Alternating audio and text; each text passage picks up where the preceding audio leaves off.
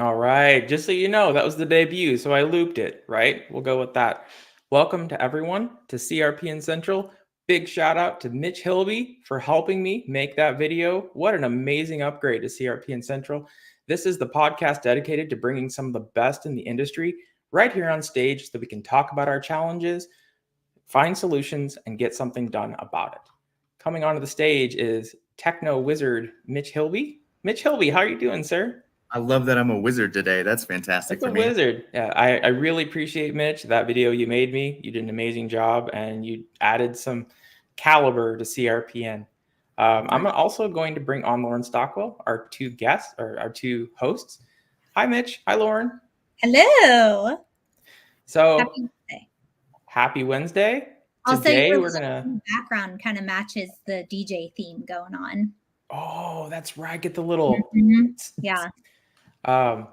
eSource. We get to talk about technology today, and I got to use new technology. It didn't work as well as I wanted. I even practiced it, but I still did it. It worked, and you know what? It was better than before. And I think that's the whole point of this podcast. So, did you have a chance to listen to the podcast interview? I know it was a little while since we recorded it.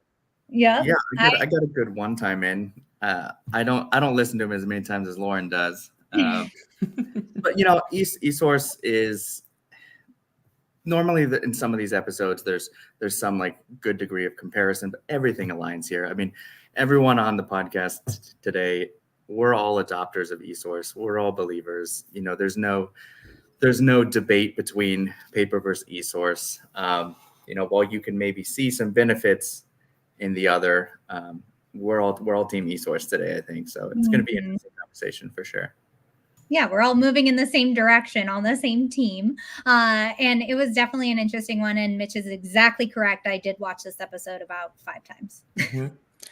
It aged well. That's what I had to say. There are things that are different now. And so we're going to bring on our guests. We're not going to cut it any further, but Nadege Gunn, Dr. Gunn, Hi. Raymond Nomizu. Oh my goodness. Hi. Welcome to CRPN Central. Thank you so much. You were one of the first to believe in CRPN Central, to be able to be on the podcast and talk about eSource, to really have a good conversation. And when I say aged well, it's only because, oh my gosh, so much has changed since this podcast debuted.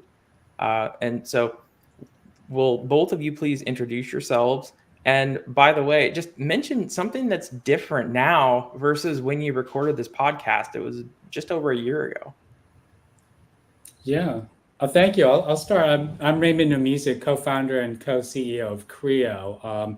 We launched Creo back in 2016, and I think at that point, eSource was a very novel concept, controversial. A lot of people thought it was a fad, a fly-by-night, but I think it's very much a mainstream product now. So glad to see that. We're all part of the Creo family in a way. Dr. Gunn is with a client of ours. Was with standalone site Impact Research Institute, now with Velocity Clinical Research. That's one of the big trends in the industry, is the rise of site networks, who really do need eSource to run, especially when you're scaling out at multiple locations. You need more technology to do that. And Mitch and Lauren, you're both partners in our new partner program, right? I think trials and clinical research fast track. Yeah, so we launched the partners directory. This is actually new from a year ago. All Creo clients now have access to partner directory within the help center, and they can find essentially vendors that are offering products or services directly to research sites. And the assurance they have is if someone is part of our partner directory, they can work within the confines of our software. So we have vendors that provide basic site operational services such as e-regulatory, EDC entry, which I think is really cool. It's the fact that you can outsource even offshore EDC entry. That's all made possible through eSource. Finance and billing. We have some business development. We have a lot of recruiting and lead gen vendors, and anyone that is a recruiting or lead gen vendor can actually send leads in through the API directly to Creo. So if you're a site, you don't have to go to a separate login, grab a lead, and then double enter the data, right? So it's so much better for everyone involved. So we've had very strong uptake with the partners. program. But it's part of our goal and our vision of becoming like an ecosystem and a platform and an enabler. Yep. That just came up too. We just interviewed Matt Smith about site tech stack expectations, and he said that too. Ecosystem. We've got to build an ecosystem. Mhm. Dr. Gunn, would you be willing to introduce yourself? Oh, of course. So I'm Nadege Gunn. I'm a gastrohepatology, obesity medicine trained physician, but more importantly, I've been in research a long time to respect the hustle of paper source and also to evolve into eSource. And Raymond, actually, we go way further back than Impact Research, because Impact Research was a site that I started a few years ago. We were recently acquired by Velocity Clinical Research. But prior to that, I was at Pinnacle Research, where Raymond had introduced himself and was dealing with some of our leadership there when we decided to go from paper to electronic. And so it goes far back, and I'm very happy to be using eSource and happy to be part of this discussion. I know Lauren, she trained some of our stellar coordinators. I've never met you, Mitch, but I've heard so many great things about diversity trials. So I'm happy to be here. So thank you for inviting me. Oh, thank you so much for coming. And just as you said, so Impact is now Velocity. I remember I was listening to it and Creo was like, oh yeah, we're working on a training and certification for Creo. Guess what? That's out. Oh yeah, we're working on EMR integration. Oh, we got Pluto, right? Was it Pluto? Mm-hmm. Yep, that's out. So it's been a year, Raymond, but I swear you've done like 5 years worth of work in this 1 year at Creo. Yeah, that's what I was thinking about with the center of workflow concept. That's what you were talking about on that podcast. And you're getting there. You bring up those words like APIs and sending patients that you started off with, sending patients directly to those sites on Creo. That's fantastic. Mm-hmm. There's a lot more coming too. There's a lot more in our roadmap. I can't wait. There's actually central labs are on the horizon. Oh boy, is it going to be ready for SCRS? It'll be demoable. Yes, it should be live by then. Yes. Okay. I think we'll have it live in 6 weeks. So if you're going to SCRS, ask Raymond or any of the Creo team about central labs. Have we said too much? No, just central labs. We saw Raymond can say whatever he wants. Yeah, let's do like a code word. Operation Batcave. You heard it here first. Dr. Gunn, you'll appreciate the ability to see past lab values for the same patient over time. Yes, trending the labs, being able to have all labs funnel into one place, and you can assess them electronically and not really just a PDF that you're writing on. Is that what I'm hearing? Yep. That's the vision. That's wonderful. That would really take care of a lot of the issues that we have currently. So looking forward to that. That's actually really great too, because I know when Dr. Gunn was talking about some of those conveniences as an investigator, I saw a lot of those same similarities as a CRA for many years as well. And it's that ability to kind of remotely and kind of quickly, no matter where you are, you can get in and check those values. But trends was always one of those things that you still had to go back and kind of identify, or you keep them in the back of your mind, like, yep, I remember this patient was having XYZ issues previously, and you're gonna kind of watch that trend yourself. But with the built-in flow, that's great. So 42 days, right? The magical universal world number 42. We got 42 days to talk about labs at Creo. All right. So this podcast was on eSource. So we'll drill into eSource. So if you listen to the original interview, this was episode 10 of CRPN Central. And just to put it into perspective, we just are recording now episode 28. This was 18 episodes ago. It's been a while, but it aged very well. We talked about eSource with a site PI, a very dedicated site PI, a very good PI who wants attention to detail, and an innovator, arguably one of the pioneer innovators of the industry, the one who saw this back in 2008, 2009 and said, you know what, let's do this. And even the industry surprised Raymond. He said, I wasn't expecting the site industry market to be so vibrant in CTMS, but it has just exploded to enterprise level capabilities, even to the point where we might actually see some hybrid site network CRO activity coming, especially when we can start to deliver the data to the sponsors. Did I get that right, Raymond? I think so. I think that's quite possible. It's a little bit of a sensitive topic, obviously, because sites obviously get study opportunities from CROs. But I think it's a very delicate dance. I think it's on the horizon. I'm not the only one saying this. There was a analyst report that came out and effectively said something similar. Yeah. Or it's going to be CROs buying site networks and essentially doing the same thing. It'll be a hybrid from both ends. And we're already seeing that in the marketplace. We're already seeing that with IQVIA and Avocare and CCPN, right? And like the different organizations kind of picking things up. And, you know, as this industry kind of develops, it's interesting to have people who are so willing to be on the cutting edge. And you guys talked a lot in the podcast about like comfort zones and people getting out of their comfort zones and what that looks like. How have you guys found it best when implementing eSource and when implementing other innovative things? I mean, even just this lab stuff that you're talking about, Raymond. How have you found it best for listeners on the line to implement those big, scary things that, you know, are coming in at us to get people out of their comfort zones? Do you guys have any best practices around that? I think that that's something that listeners might be interested to hear. I wish I had the silver bullet. You know, honestly, so we've been selling in the marketplace eSource for close to 10 years now. And even today, there are a lot of sites that don't feel comfortable making the change.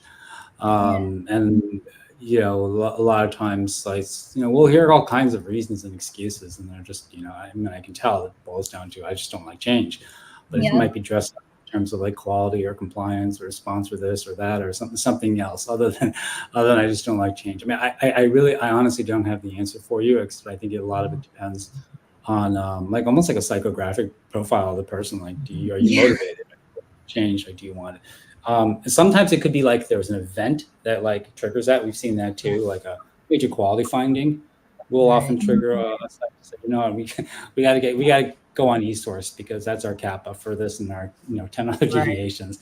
So that an event could trigger that, but a lot of times I think it boils down to the personalities of the leaders and their comfort with it and their approach philosophy. So Dr. Gunn, I think the event. You had there said was an event that triggered it for us, and that was COVID.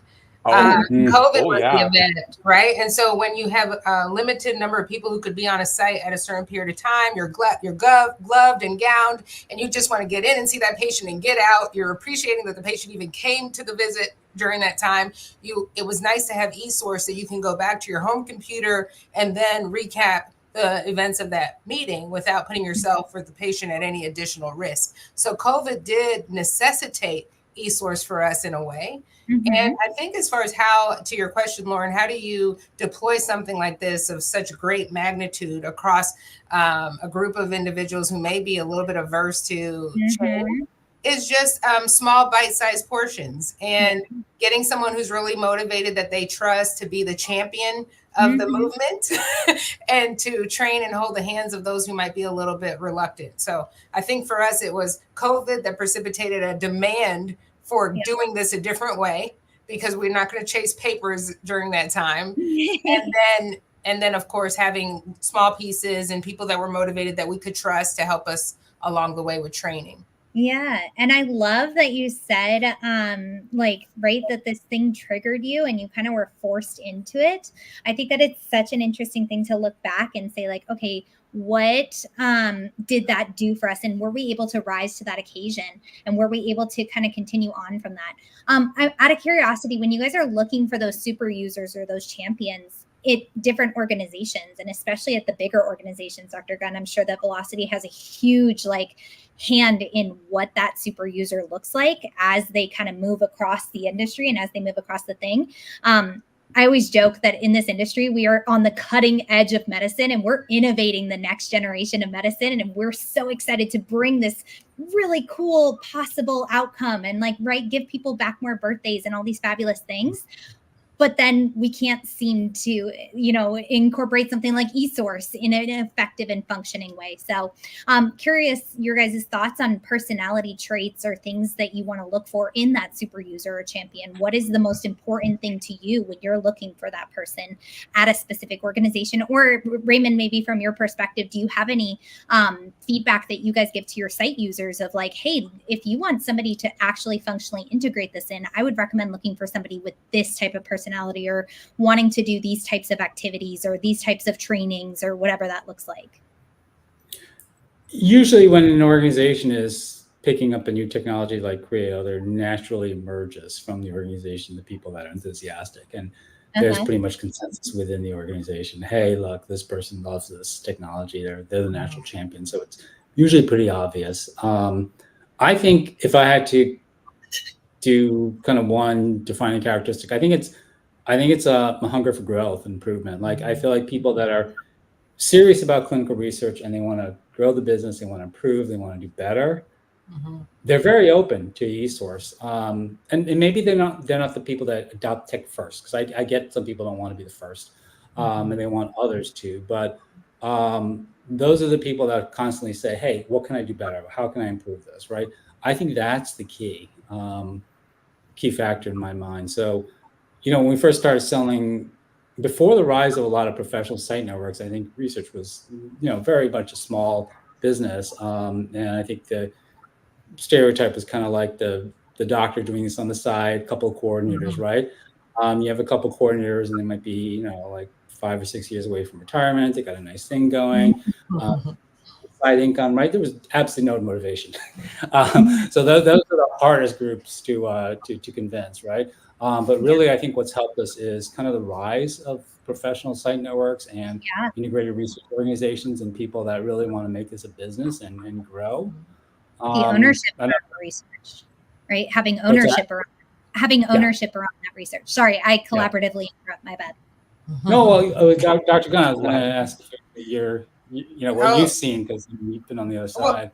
I feel like the personality type, as you were asking for that champion or super user, is someone who already naturally is an innovator or innovative in the organization, and maybe already can find ways to streamline workflows. So for me, it was a nurse practitioner who was always creating spreadsheets to keep us organized and make sure we didn't miss visits or miss assessments that needed to happen. She was already doing that on her own, creating ways through Excel or through other means to help me to just be a better investigator. And then when we had someone like Raymond show us that this can be possible without having to do all that extra side work, that was enlightening. And then we were able to take it on. So I think that you definitely want champions within your organization that understand your particular needs and workflow. So maybe a coordinator's needs and workflow might be different from an investigator's. So you might need individual people within the organization who have familiarity with what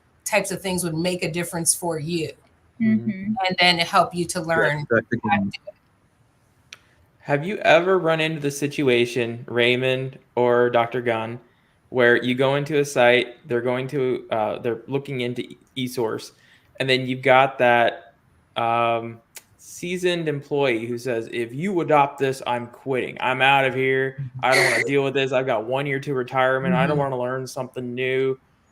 Have you ever run into those as you go through sites? Well, yeah. Dr. Gunn, you have? For sure, yes. Especially with people in regulatory. Wow. You're doing it the same way I've year been over filing year. the IRB on my Excel spreadsheet for 20 years, and I don't want to learn something different. Right, I'm too old. They're shaking their finger too. Right. They're like, this will never pass. Yeah. The whole time shaking their And that's finger. actually an education Especially thing, when they're Lauren, doing right? So when they're doing regulatory. right? I The am willingness to shocked. accept new things. Yeah, I am Yeah. absolutely shocked by that, honestly, Dr. Gunn. I thought that would instantly be like no, we haven't run into that situation, but like we definitely had people, I could see resistance. I could see that, but like the fact that people are literally willing to quit or not do it, right? I mean, those are your two options. It's like the ultimatum. That is insane to me, because especially in this day and age, right? We're in a generation and in 2024 where everything is tech based. I mean, you can't walk anywhere or check into any appointment without technology. I take my Pilates class and I have to check in on the app before I go in. I'm literally standing in front of the front desk and they say, "Did you check in on the app?" And I'm like, I'm here. I'm here, right? And so they have you check in on the app in front of them. And so it's a very interesting thing to hear that there are people that are so stuck in the Stone Ages that are unwilling to even be open-minded. And I think that that's something that we need to continue to push in this industry specifically, and really in any industry, is this open-mindedness to change, and this, I guess, taking from what has worked to what will work in the future. I think so often if we stay stuck in our ways and we continue to do the same thing and expect a different result or expect a better result, we are literally defining ourselves into this insane realm. And I think that it's so important that we continue to keep an open mind about all these different things. So next time that people are going, anybody who's listening, going to conferences, like even if the organization, right, Raymond's going to present to you guys this central lab thing at SERS Global, fantastic, wonderful, but keep an open mind about it. Even if you don't know that it's going to work for your organization, like listen to him, hear him out, be open to the conversation, and come away with something that you've learned. I think that that's something that we all need to work on, is walking into every conversation thinking that there's something to learn and something to gain from it. Yeah. So there's one big difference, Raymond, from now since the last time we recorded this. Does anyone remember last year's SCRS survey to sites about the adoption of eSource and technology and the percentage of sites that adopted or that were willing to adopt? Oh, very God. High. So do you remember what the number was? It was what? I thought it was over 2/3. It was 38%, maybe 36%. That were willing to adopt or that not? were willing to adopt or open to adopting. So we were under half on that survey. That was last year. At SCRS West, just when was that? June. April, May? June. It was June. I'm losing my months. That same survey was asked. That number went from 30s to 76%. It's wild. So awareness and adoption of the people making podcasts, talking about the quality of technology in clinical research, so we can have a better opportunity for our patients. It's working according to those surveys. I'm curious to see this. Oh, go ahead. Sorry. Well, I was going to say, I think a big part of that is just there's a lot of support certainly among CRAs. Like, so we hear CRAs, they saw this, coming out in trickles several years back, and now they're starting to see it over and over again. And we actually hear CRAs actually referring their own sites over to Creo and said, "Hey, look, you guys will benefit from using Creo." And so I hear a lot from sites that the sponsors and CROs that they work with are happy when they tell them that they use eSource. So I think that's part of the driver as well. Yeah, absolutely. And I think, Raymond, to that point, I mean, that goes a long way in that change management process, because that's one of the biggest troubles that I found, as a CRA, even with sites that are integrating or adopting like that eSource tech, is change management is going to look different for every single site. So I know, like Dr. Gunn, change management with impact, wildly different approach than how it would be for velocity, just by sheer scale, right, of the organization. So it takes this unique approach for each one. It's always going to look different, but having those players like your CRA support, if you have your ClinOps team with the CROs and the sponsors that you're working with on your current studies, and they're fully supportive and they're behind you and they're like, yeah, we can help walk through this. Like, we can help work with you on those implemented changes. That's huge. I mean, that's a big thing for me as well. Mm-hmm. And so Dr. Gunn, I wanted to come back to you on one of the comments you had on the podcast during your interview. And it was on specifically allowing the oversight of the PI to be much easier with eSource. You can just, instead of having all the tabs on your desk to sign, you just open up your computer. You can be anywhere to do it. You can delegate. You can have a really clear view of what's going on in the trial, whether it's a visit check-in or whatever it might be. Do you see from the PI world how that is readily adopted? Like, in other words, PIs really love this, or are there some PIs out there that don't really exercise that oversight? Well, I think I try to be the model PI, of course, but I do know that as physicians or clinicians, we're very busy and we're pulled in many different directions. But say, for instance, I'm in endoscopy and I'm doing colonoscopies and I have a patient that's running late. I can't run back to the site to go find the tab to comment on a comment that maybe a CRA left behind. But I can pull up Creo in the endoscopy suite while I'm waiting for the patient to be prepped and review things in real time as the comments are coming in. And I think that's revolutionary. And it's definitely something that many appreciate, because you'll have a CRA on site monitoring your study while you're busy upstairs, and they can say something to you in the chart and you can answer them right then and there without having to be there. That's an amazing. So that's what I think is the value here. And I bet if our PI community was aware of how important and how it changes the way we can practice and we can multitask, they would appreciate what it is, what the opportunity is. You're essentially empowering an investigator to not only investigate and to participate actively in clinical research, but not to sacrifice or compromise their practice to do it. You just make it a stream-flowed workflow, so that having that extra burden of being a PI is no longer an excuse. Right. And if there was ever any hesitancy for a person who might have been offered the opportunity to conduct trials, because there are a lot of clinicians out there that have a very unique population that would be great to be investigated and researched, but maybe they're hesitant because they're like, I don't have time. This is too much. But if they knew that we can integrate these types of resources, maybe they would reconsider. Mm-hmm. Yeah. I agree. I mean, oversight's got to be one of those biggest concerns, right? If you can't make sure that you have the quality time to be able to have the oversight of your patients in the trial, why would you want to do that as a medical provider? Right. I don't think it's a responsible decision. But to your point, yeah, you're absolutely right. I mean, I could add a comment, and if I know it's a question specifically for my PI, I could just at Dr. Gunn, ask you that question directly. That's and then right. You get a little notification in there and everything. That's correct. And when things are happening real time at our site, and say my sub-investigator saw a patient that day and I'm in clinic, I have Creo open while I'm in clinic, and her and I are communicating all the time. I know exactly what happened, the patient that she's concerned about. I can check in the chart, look at the medications, and be a real player in that team. Right. Yeah. That's a really, really cool point too. And like having that ownership and oversight is going to be so important as you continue to build out the business too. And as you continue to grow. And so like anybody who's wanting to build out their business and wanting to continue to grow it, incorporating something like eSource is the best way to do it, in my opinion, because then you are able to, again, real time watch it, right? You kind of have that pulse check at all points in time. Right. People be like, hey, don't say real time. This is Creo. Oh, sorry. Later. No, either way, the point is and whether you use one system or another, right? The whole point is the eSource concept as a whole enables that pulse check to be able to check in at all points in time and have that thing. I was laughing so hard, and I put it in our little chat right here at your little comment of like, I'm watching, here I am. And right, I was giggling every single time. You use the word tickle. I'll send him a little tickle, just to let you know.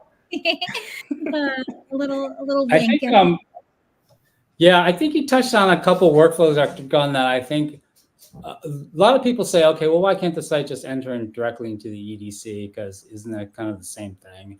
And so I think a lot of people think of this as just like a means of capturing data. But I think one of the things that we did when we built out Creo very consciously was think of the data collection process as collaborative.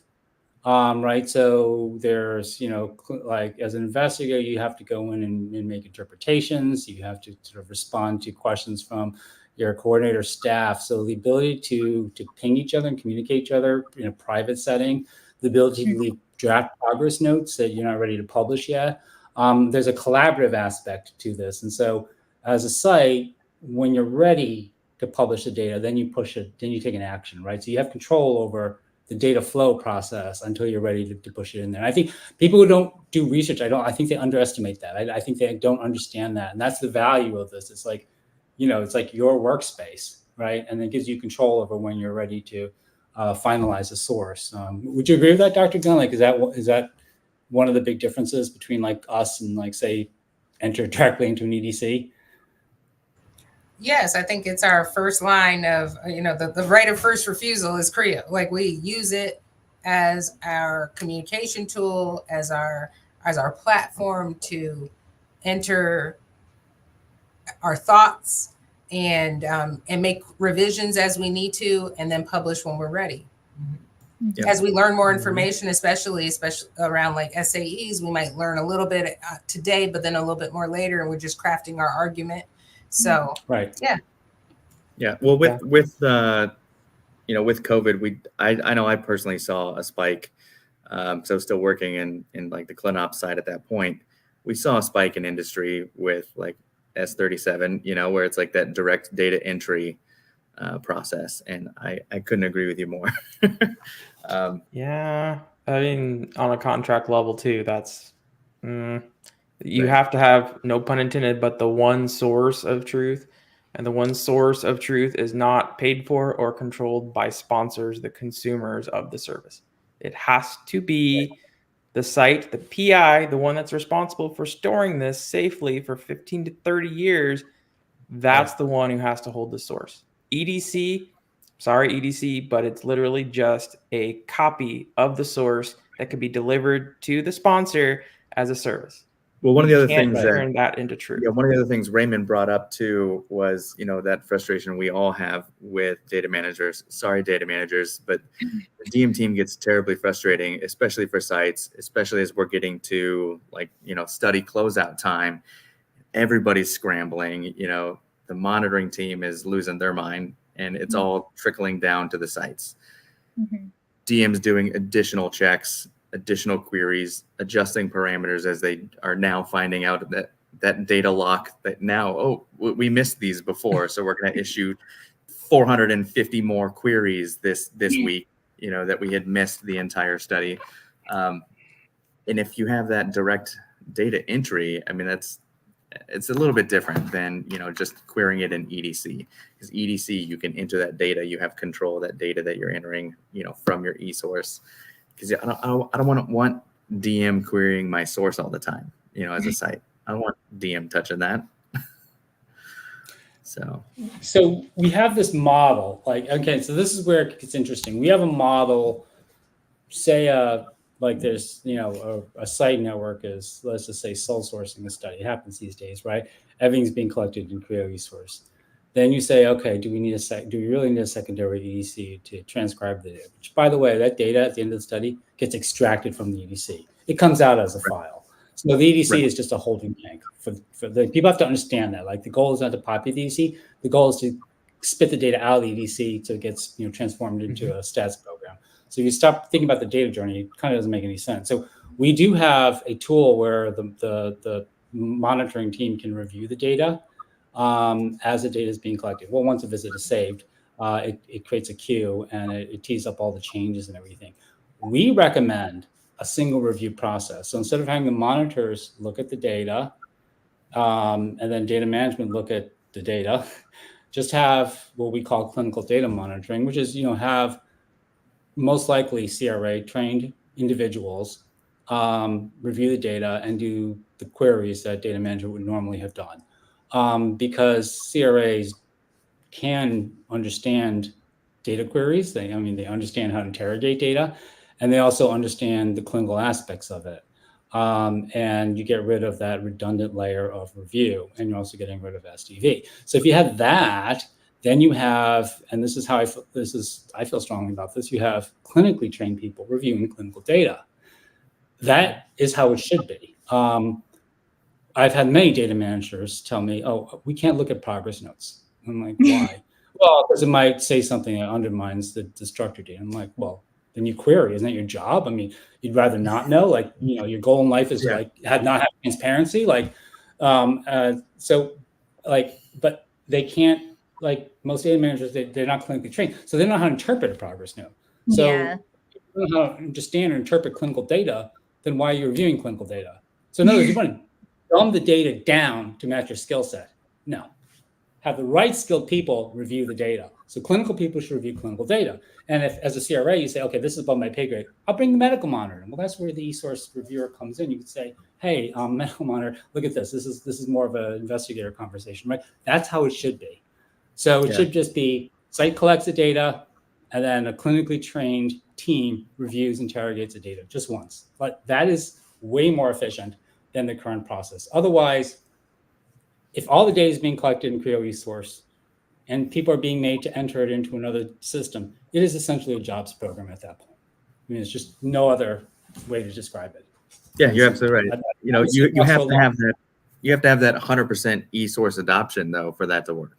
You can't have some sites. Well, it's happening now on a lot of trials, right? Absolutely. I mean, that's the easiest argument. Like, and if there's like 50%, 60% already baked in, can you get the other sites to use Creo, eSource? Okay, that's a different conversation. I get that, but there are a lot of situations right now where our own sites are the only sites on the trial, and they're still being made to enter data in, and you've got that double review process in the SDV and sponsors paying for it. Everybody thinks that's normal. And I'm like making this argument and they look at me like, give me this like that's an interesting point. That's one thing that could be controlled. Do you ever see a world where the monitoring plan in a protocol is 100% eSource? Like to be in this trial, you have to have eSource as an operation, as a site. Yeah, absolutely. Absolutely. Have you ever heard of that yet? Has anyone done it yet? Yeah, I mean, there's entire remote monitoring plans. I mean, you have to make exceptions, regarding at least the monitoring aspect, right? To allow on-site visits at times when it's required. Like there might be a time that, I mean, if you have IP on site, like I have to be able to get on there, potentially go to your site, evaluate everything that's going on, especially if there's significant issues that start to show up a trend. But, as far as the eSource goes, yeah, I mean, it's just part of the site selection process. Even thinking back to some of the other programs like SIP, it was integrated as like you have to adopt SIP or you're not going to work with us. So 100% you can do that. I can't agree with you more, Raymond, about this redundancy of work and how it should just have a clinically minded person looking at that data so that it's just a one and done. I wonder if you've had the opportunity within your organization or even any of you to show sponsors the cost savings behind having this be one streamlined effort. Because if you have to bring me in 3 times and I'm charging you by the hour, you're losing money. And then the other thing is too, and to your point again, it's reviewed once by the monitor on site. There's source data verifying that what you wrote in your source matches what's in EDC. Then 10 years later, Mitch, to your point, someone is looking at it and disagrees with everything that was put in. And now they're querying you 400 or 500 times. And then medical monitor is brought in and say, well, I agree totally with you, Dr. Gunn. What's the question here? And so, and then now you're doing this vicious cycle of amending SAE report or whatever it is. So it matches everybody's toolkit or their algorithm or whatever it is that they're looking at. So I think that this is something we should probably invest a good amount of time to see what cost savings are. And a lot of the times that's what people need to see to make the change. Yeah. As far as cost savings go, I mean, whenever you do save costs, I mean, someone else doesn't make money. And so, by the way, Dr. Gunn, I wanted to talk about CRAs and monitoring visits because you had a very interesting opinion about that during the podcast. And it was you liked that personal touch where you could touch paper with another person and go over things and have a conversation. And we were talking about how sometimes it's not as personal when it comes to remote monitoring and things like that. Throughout the year, as you've done more remote monitoring, have there been any strategies that you've seen CRAs do or you've adopted so that you can make it a little more personal while at the same time being remote? Well, I find that at least for all the sponsors that we've worked with and CROs to that matter, they've never let it be 100% remote. We see those CRAs on a regular cadence. But what I have noticed though with remote monitoring is they want to be in your source like 24/7. So you have to start having some boundaries and say, no, you get the first Tuesday of every, month, and you can't just be in our source all day. But no, I think for right now, it's been where there's a cadence of their visits. We see them, we do make that contact, but then we also appreciate when they can do their work remotely, so we can still be very much in the visits and the things that we have to do on site. Yeah, I mean, that's a great point. I think also part of that relationship issue and the concern is it depends on the CRA. I mean, as like a lead CRA and working with, dozens and having tons of colleagues that are CRAs, not everybody's personable, even if you're on site. You know what I mean? Not everybody's going to build a good rapport. Like, I'll show up and give you a hug and we can go get like lunch together. That's fine. But not everybody's going to do that. So it really kind of depends on who you get. But the other problem I found in that transition we had from industry where everything is on site to then now trying to push more remote visits from the ClinOps, mega CRO perspective, it was, how can we maximize CRA time? How can we maximize the output of how many reports they're getting? How many site visits can we get? Let's increase the frequency of visits, that they can handle. And it kind of, I say kind of, it absolutely has a negative impact on the quality of monitoring that's able to occur. Those metrics are based off of how many reports you're getting out each month. Yeah. Yeah. So I can, from a site's perspective, and we put this in, we put this in every CTA for a reason, but whenever it talks about scheduling of monitoring visits, it's always mutually agreeable business hours. And the reason why you have to call it mutually agreeable is because as a site, you might have 20, 30, 50 trials going on at once, and you have a monitoring room that seats 2 people.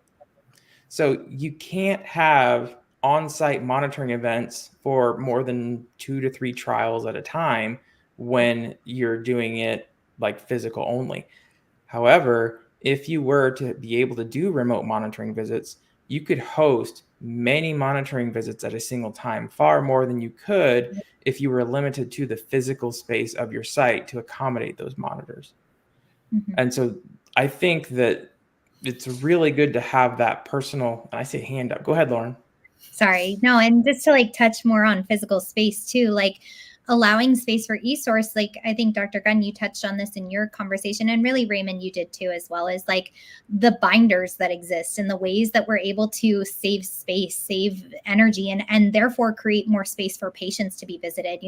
I recently visited the, and I know Daniel and Mitch did as well, the local DM site here in Phoenix during the West had a kickoff, and like they were squeezing every little part, right? They had all these really cool rooms that were kind of really utilizing the space as efficiently as humanly possible. And when you're integrated inside of a hospital, when you're integrated inside of a clinic, you probably don't have a ton of space to store all these things. And so paying for, right, how much are you saving in offsite storage? How much are you saving in time, energy, and how much more potential income gain are you acquiring because you're opening up more space for patients to be seen, and for patients to be enrolled, and for patients to be treated and potentially seen, incorporated into the trial. So that's another point on space. Yeah, I mean, easily like a space for an entire exam room. Absolutely. Yeah. I've been at some sites where they actually had like those rolling library shelves. You got to connect the wheels and you're moving shelves back and forth to get to the section that you need to, just because they're trying to maximize the efficiency at the time for how many, reg binders and patient files that they could store. And that's how you used to have to do it. Time and space. I mean, both of those constraints open up. So, I've had a lot of clients say, hey, look, when we went on eSource, I used to do, 20 studies a year. Now I can do 25 or 30, or I'm hearing 25, 30% productivity gains. I mean, that's huge, right? If you add all that revenue as a site and your expenses are fixed, I mean, that's a big financial impact. And now I'm really, really excited because, well, with the partner program, there are actually companies now that can provide resources to do EDC entry on behalf of the site staff. So the PI can delegate to the EDC entry out. I actually know of of a site client of ours that gets EDC entry overnight. I mean, they have something like 80% of their data is entered within 1 business day, something like 80%. I mean, it's mind blowing. So first of all, the performance is way better, right, than any other site out there. Secondly, their coordinators are freed of that EDC responsibility. In fact, not only are the coordinators are freed of the EDC responsibility, they don't even have to answer queries, because this service will also answer queries, because half of the queries, you don't necessarily need to actually ping the coordinator. And if they so do, let your outsource people talk to my outsource people, and we'll just focus on the job that we need to do. Well, and they're literally like, in Hyderabad, they're literally like down the hall from the data management asking these questions. And if there's any questions for the site staff, they'll just ping the site staff using Creo's comment section, so the site staff can stay within the Creo system. So just think about what that means from a productivity gain, just freeing up EDC, data entry, and query resolution while boosting your own metrics and leveraging offshore rates. I mean, how's that not a game changer? That's I've worked with some of the sites like that when I was still in that ClinOps side, and that was the only hang up that I did have, was that communication was sometimes a barrier between the data entry people when it's being outsourced and then the CRCs, because there are oftentimes queries that are just going to be repetitive because this is clearly incorrect. Like, it's wildly wrong. And I understand that that's what the source says, but data entry enters per source. They're not correcting source. So when you do actually realize something's wrong and something needs to be fixed by the coordinator, or the PI needs to address something, it's those communication pathways. And, oftentimes, again, as like a CRA, that's something that I would put on my team or myself to say, well, I'm going to just reach out to the site and tell them, I can pull a list of queries and email it to them. It's pretty easy as well. So, but not every CRA is doing that, right? Is taking probably, communication. So Dr. Gunn, I had another question for you. And now that you get the visibility of velocity and what you're seeing here, one of the things that we talked about, I think it was in Raymond's interview, was how it's just hard for sites to invest in technology. That's all there is to it. They either can't afford it, they don't have the time to make the logistics.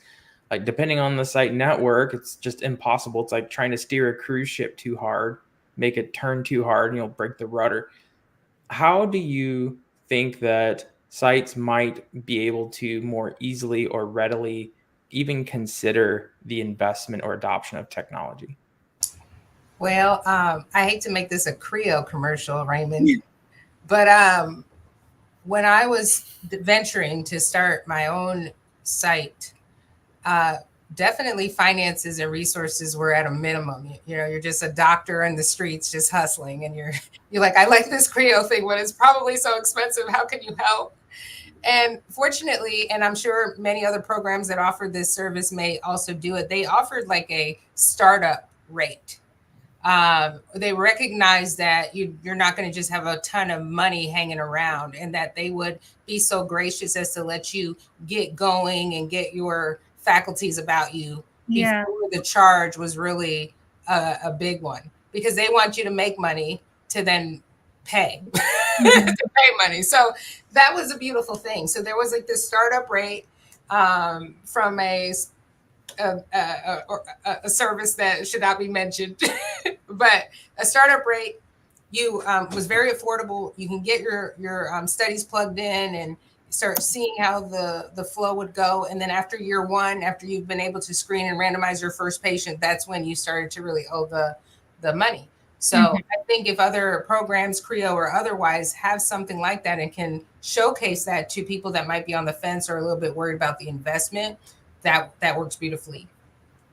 Yeah, I love that, because then it's like a hook, right? I mean, that's the point, is like any good salesperson, I always say, before you show them what you have to show them that you care. And so I think saying like, we want to invest in what we see you doing and how we see you going is such an important thing for vendors in general. Give them a chance to get it at a low rate and get in and feel like they're getting a good deal. And then they'll get so comfortable in that process, right? Comfort zones are such a thing. And we talked about it earlier, but like, if they get comfortable in the process of using you, they're going to now take that process into how they grow. And then the next time that they shift organizations, I bet you they will take access to the next one too. And they'll continue to be an advocate and a super user and a champion of it if you get them in at the ground. Right. And it was a very no risk, easy process to just start getting familiar with the technology, play with it in an environment that didn't put you under a lot of pressure where you're just, gosh, I'm leaking all this money out each month or something. No, it was a flat introductory rate. You're a startup, go get them. And then once you get your footing, now we can all do fine. I'm so glad it worked out. It's really nice to hear a story like that. That's wonderful. Yeah, that's why we have that program, because we recognize, how dear cash is. I mean, so maybe I shouldn't be saying this, but in our contracts, if someone's after the first year, if somebody wants out, we give them a 90-day out. I mean, obviously, if we have some kind of a customized contract with a term, there's a term, but our standard contract, we don't like to hold people to it. I'm philosophically opposed to clients paying money because they signed a piece of paper. I'd rather they pay money because they get value out of it, right? So, we don't want to force people to use Creo because they signed something 5 years ago, right? You just want to make sure they have to stay. They're using it. I don't think I've ever met someone who's been part of electronic source or what have you and has said, gosh, I really wish we were paper now.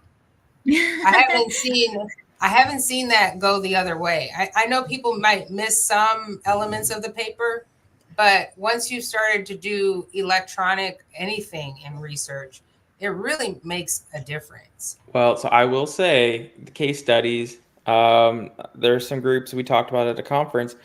There are some sites out there who are saying, I got a 483 because of eSource. What? Yes. Explain that. This is great. Let's talk about the audit trail. They blame eSource, but what it turns out is it was complete user error. Yeah, they used eSource, but they didn't create the processes to use it properly. Right. But because of that, they blamed Creo, or not Creo. It wasn't Creo. It was a CTMS. But they blamed eSource, not themselves. That's the only case that I've seen where that's been a thing. Always. I heard a lot of that. Raymond brought up earlier too, is that kind of that CRA adoption and support for the Creo system. When it was first coming out, there was a lot of frustration even on that side from the monitoring teams because it's something new that we had to adopt and it was something new that we had to learn. And then some sites are on it, some sites aren't. So you're jumping back and forth, right? But there were a lot of times that I would hear similar frustrations almost to that point, Fox, where it's like, oh, I hated this site was on Creo. I hated it. The system sucked. It didn't work. And I'm like, well, did it, or was it just user error? Were they, were they not using it properly? You couldn't get it. There was nothing in there because they weren't putting it in there. Right. That's part of the problem. Same thing with eReg or anything. It's the tools are only tools. Yeah, garbage in, garbage out. That's the But I've had CRA say, "I hope you have Creo." Do you have Creo? Because if you do, great. Because we can work with that. Yeah. And Raymond's over here hey man, don't shoot the messenger. We're fine. It's program it properly. Have your processes in place so you update your amendments and make sure that you have the communication pathways. Again, program Creo can offer it to you, but they're not. I don't know if they program. You do programming services, right? We have a bundle of services that we can provide. There's bundles of services. Get it. If you don't know how to program it, pay someone to program it, and then that will pay for itself. Yeah, we will design a study. It's a service that we make available at an affordable price to all of our client sites. We can't do the job of the sites for them. If they're not fundamentally doing their work properly, eSource in some ways can make it transparent. Right. And but I find that having the eSource has made. Oh, I'm sorry. I'm sorry, Raymond. I didn't just. No. Go ahead. I'm done. I just was going to say that having the eSource has helped us to recognize recurring mistakes we were making. For instance, if there is a vital sign that needs to be collected 5 minutes after resting or something, our CRA needs to point it out one time, and then we program the source to remind us to not make that mistake again. And that wasn't something that we could easily do going back to paper. You would forget that your CRA reminded you, hey guys, they need to be supine for 5 minutes before you repeat that that assessment. And now Creo is like, boom, were they resting for 5 minutes? And then you're like, oh yeah, let me take a step back and calm down for a minute before I do that next assessment. So I think it's really saved us from deviations. For sure. Well, same thing with it will. When used properly, absolutely will.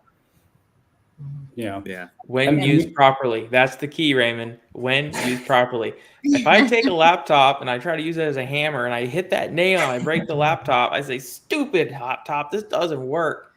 It's not how this works. That's not, you have to use the right tool for the right job in the right way. We have 4 minutes left, and I did want to ask one more question, and that was, we had a little bit of a predictive story in this interview. What do you think is going to happen? Some of it came true over the last year, some of it hasn't. If you were to interview me again in a year, what do you think is going to happen in the next year as far as eSource adoption and technology for clinical research sites?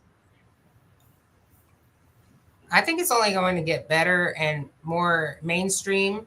And I do feel that we're heading towards the direction where EDC and eSource are going to be a marriage, and there may be less duplicity of redundancy of work, making sure that one job for one person and the right qualified individuals looking at the right thing, so that we can have more time to do other things and maybe do it more efficiently. What about you, Raymond? Well, we can somewhat control our destiny, so I can tell you that the direction I think we want to go in, interoperability, broadly speaking. Oh yes. Really, the eSource is more than just data collection. It's a workflow platform for sites, and there's absolutely no reason sites need to be struggling with different logins and redundant data entry across systems with interoperability enabled. So that's going to be our focus point. It is going to require that sponsors work with us, other vendors work with us. It takes two, right? Like, we can't just like randomly connect into someone else's system here. People need to understand that, right? But we're going to make every attempt on our end to make our system work well with all the other systems out there. That's the direction we're headed down. That's amazing. Lauren, Mitch, this is the closer question. What do you guys think? You go first for me. You can take it. Beyond what they said, I would say I think that our industry is becoming much more open-minded. COVID, as Dr. Gunn so graciously highlighted, shoved us into this technology closet and made us kind of forced to use these tools. And I feel like we're finally further beyond that, where we have become more open-minded. We've become more willing to hear, willing to incorporate, willing to adapt.